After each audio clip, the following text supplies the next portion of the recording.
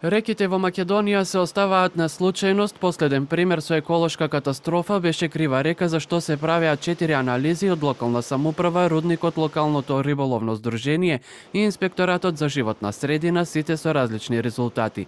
Предмет што од Кумановското обвинителство премина во рацете на обвинителството за гонење организиран криминал и корупција.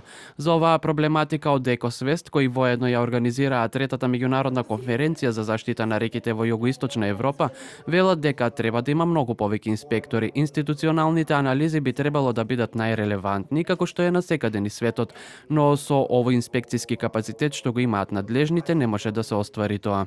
Силна инспекциска контрола во работењето на сите чинители за заштита на реката, а не би сакале да имаме вакви поединечни инциденти кои што многу често се повторуваат, можеме да забележиме и вие медиумите пренесувате, и потоа решаваме ако ни состојби. Треба да има државен орган и тој орган треба да има капацитет.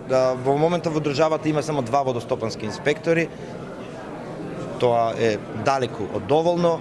Конференции за заштита на реките во југоисточна Европа се одржани претходно во Црна Гора и Хрватска со план да се заштити речно течение од 400 километри. До сега се реализирани првите 50 долж реките Мрежница и Толчица во Хрватска и Црногорската река Бистрица, со следна цел Демиркапискиот дел на Вардар од следната година биде заштитено подрачје. Ово е највеća конференција до сада. Преко 80 учесника из региона и света, stručnjaka, ljudi iz institucija, predstavnika civilnog društva.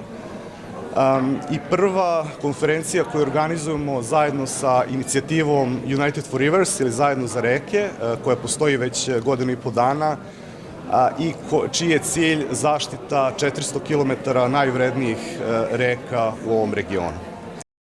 За да не бидеме сведоци на вакви инциденти, како што беше тој со Крива река, неопходно е да се донесе новиот закон за води, кој се спрема веќе 4 години, а уште не влегол во собрание како би се применували европските правила за грижа за реките, но и надминување на проблемите со малите хидроцентрали.